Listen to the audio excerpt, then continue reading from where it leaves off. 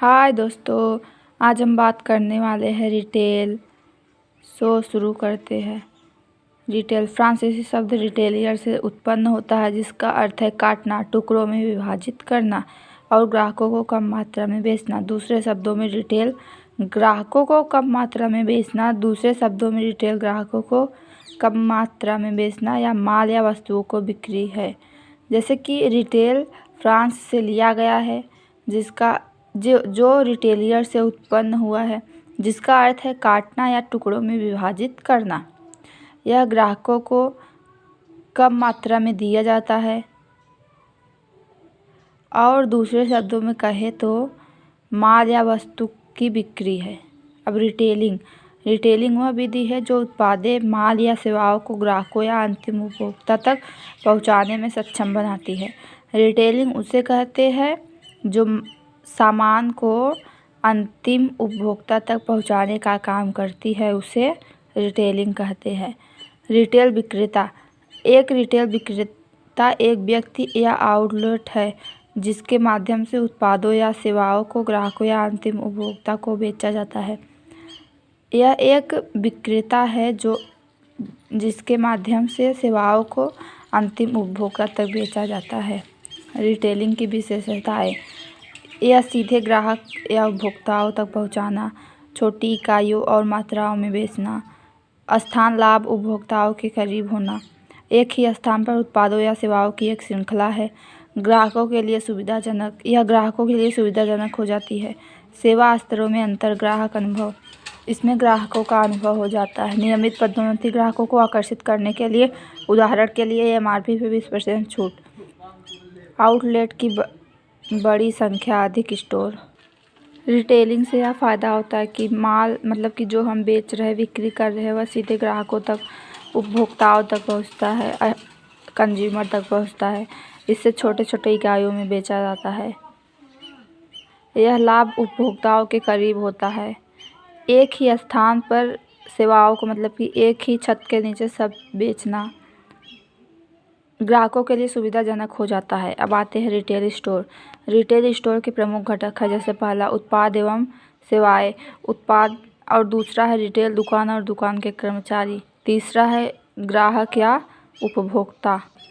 पहला एक्सप्लेन करते हैं। जैसे उत्पाद एवं सेवाएं था, तो उत्पाद अन्य उपयोगिता का समूह है जिसका क्रय उसकी कुछ आवश्यकताओं की संतुष्टि की क्षमता के कारण किया जाता है। एक क्रेता किसी वस्तु अथवा सेवा का क्रय इसलिए करता है क्योंकि यह उसके लिए उपयोगी है अथवा उसे यह कुछ लाभ पहुंचाता है। एवं उत्पाद का क्रय से ग्राहकों को 3 प्रकार के लाभ प्राप्त होते हैं।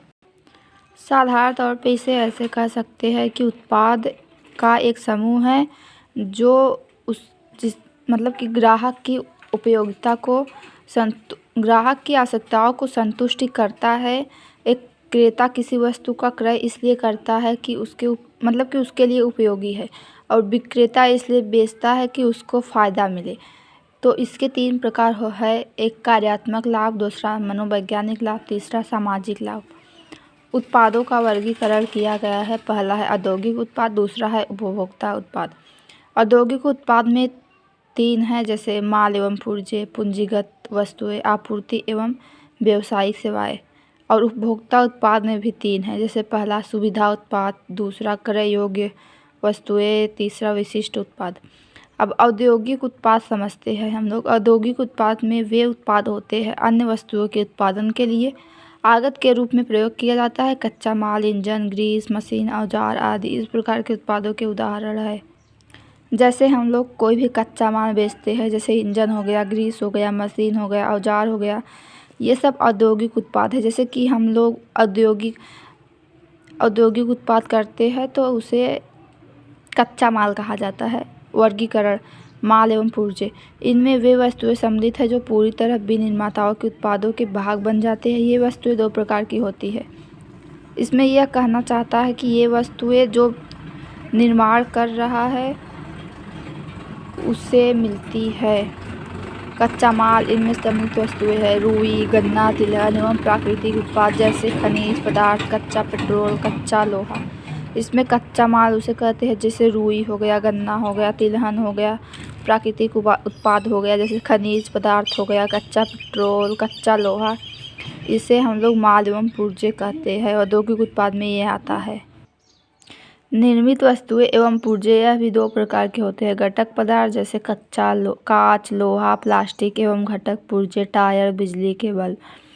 निर्मित वस्तुएं उसे कहते हैं जो खुद जो मतलब कि विक्रेता खुद निर्मित कर रहा है, उसे निर्मित वस्तुएं कहते हैं। जैसे कांच, लोहा, प्लास्टिक एवं घटक पुर्जे, टायर, बिजली के बल्ब।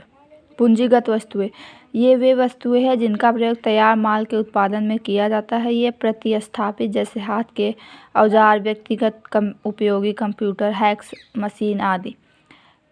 ये उन वस्तुओं को कहते हैं जिनका प्रयोग माल के उत्पादन में किया जाता है, जैसे हाथ के औजार, व्यक्तिगत उपयोगी कंप्यूटर, हैक्स मशीन आदि। आपूर्ति एवं व्यावसायिक सेवाएं यह कम समय तक टिकने वाली वस्तुएं एवं सेवाएं होती है। तैयार वस्तुओं को विकसित करने अथवा उनके प्रबंधन में सहायक होती है। इनमें सम्मिलित है रख रखाव एवं मरम्मत की वस्तुएं, रंग रोगन, कीले आदि। परिचालन आपूर्तियों जैसे स्नेहक, कंप्यूटर, स्टेशनरी, लिखने के लिए कागज आदि। इसमें आपूर्ति एवं व्यावसायिक सेवाएं वह होती है जो बहुत ज़्यादा टिकने वाली होती है या जल्दी खराब नहीं होती, जैसे रख रखाव, मरम्मत, रंग, कीले आदि। कंप्यूटर, स्टेशनरी, स्नेहक ये सब जल्दी खराब होने वाली वस्तुएं नहीं है और ये प्रबंधन में सहायक भी करती है। पहला हो गया उपभोक्ता उत्पाद। वे उत्पाद जिन्हें अंतिम उपभोक्ता अथवा उपयोगकर्ता अपनी निजी आवश्यकताओं एवं इच्छाओं की पूर्ति के लिए क्रय करता है, उपभोक्ता कहलाते हैं। उदाहरण के लिए साबुन, खाना पकाने का तेल, खाने की वस्तुएं, कपड़ा, टूथपेस्ट, पंखे आदि ऐसे पदार्थ जिन्हें हम अपने गैर व्यावसायिक उपयोग में लाते हैं, यह उपभोक्ता वस्तुएं कहलाती है। उपभोक्ता वस्तुएं उसे कहते हैं जो कंज्यूमर तक पहुंचाया जाता है, जैसे साबुन, खाना पकाने का तेल, खाने की वस्तुएं। ये सब पहले तो थोक वाले लेते हैं, फिर फुटकर वाले लेके जाते हैं, फिर रिटेल लोग बेचते हैं, रिटेल से कस्टमर लेते हैं, कस्टमर से कंज्यूमर के पास पहुंचता है, कंज्यूमर उसे यूज़ करते हैं। अब सुविधा उत्पाद ये उपभोक्ता वस्तुएं जिन्हें उपभोक्ता बार बार खरीदता है, तुरंत खरीदता है, बिना अधिक समय के खरीदता है, सुविधा उत्पाद कहलाती है। ऐसे उत्पादों के उदाहरण है। सुविधा उत्पाद उसे कहते हैं जो बार बार कस्टमर खरीदता है और मतलब कि तुरंत खरीदता है, इसमें देरी नहीं करता और इसमें ज़्यादा श्रम भी नहीं लगता यह खरीदने के लिए ग्राहकों को। जैसे सिगरेट, आइसक्रीम, दवाइयाँ, समाचार पत्र, स्टेशनरी का सामान, टूथपेस्ट आदि। इन उत्पादों का प्रति इकाई मूल्य कम होता है तथा इन्हें थोड़ी मात्रा में खरीदा जाता है। सुविधा उत्पाद में ये सब सामानें आती है, जैसे कि ये सब लेने में सुविधा हो जाती है। अगर रिटेलर नहीं बेचते तो सुविधा नहीं रहती, इसलिए सुविधा उत्पाद इसे कहते हैं। अब क्रय योग्य वस्तुएं। क्रय योग्य उत्पाद वे उपभोक्ता वस्तुएं हैं जिनके क्रय के लिए क्रेता का अंतिम निर्णय लेने से पहले कई दुकानों पर जाकर गुणवत्ता, मूल्य, बनावट, उपयोगिता आदि की तुलना में काफ़ी समय लगता है। बाजारी वस्तुओं के कुछ उदाहरण है कपड़े, गहने, फर्नीचर, रेडियो, टेलीविज़न आदि। जैसे कि क्रय योग्य वस्तुएं में वह उपभोक्ता आते हैं जिन्हें अंतिम उपभोक्ता लेते हैं, जैसे कि कपड़े, गहने, फर्नीचर, रेडियो, टेलीविज़न आदि। विशिष्ट उत्पाद के वे उत्पाद होते हैं जिनके कुछ विशेष लक्षण होते हैं जिनके कारण इनको विशेष रूप से खरीदना चाहते हैं। इनको क्रेता भी बड़ी संख्या में होते हैं।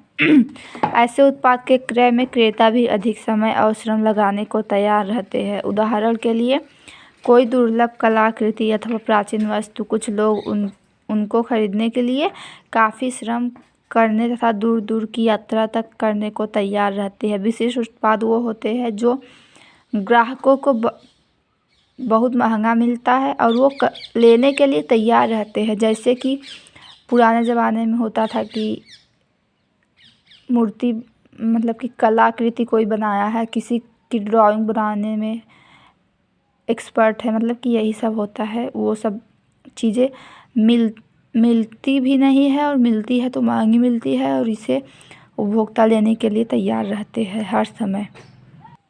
रिटेल दुकान व दुकान के कर्मचारी। रिटेल बिजनेस व्यापार की वह प्रक्रिया है जिसके माध्यम से उपभोक्ताओं तक उत्पादों को पहुंचाया जाता है। लेकिन रिटेल को समझाने के लिए सिर्फ इतना ही कहना पर्याप्त नहीं होगा, क्योंकि अक्सर हम अपने जीवन में रिटेल एवं थोक शब्द बार बार सुनते हैं और सोचने पर मजबूर हो जाते हैं कि आखिर इन शब्दों का मतलब क्या होगा। यही कारण है कि आज हम हमारे इस लेख के माध्यम से न सिर्फ रिटेल शब्द को समझाने एवं समझने का भरसक प्रयत्न करेंगे। जब कोई उपभोक्ता स्वयं के उपयोग के लिए कोई वस्तु या उत्पाद खरीदना चाहता है तो उसका रुख रिटेल स्टोर की तरफ होता है। एक रिटेलर एक ऐसा व्यक्ति या बिजनेस इकाई हो सकती है जहां से लोग अपना उपभोग करने के लिए सामान खरीदते हैं। ध्यान रहे कि जो रिटेलर होते हैं वे स्वयं किसी उत्पाद का विनिर्माण नहीं करते, बल्कि वे किसी भी निर्माणकर्ता, डिस्ट्रीब्यूटर, थोक विक्रेता को सामान खरीदते हैं।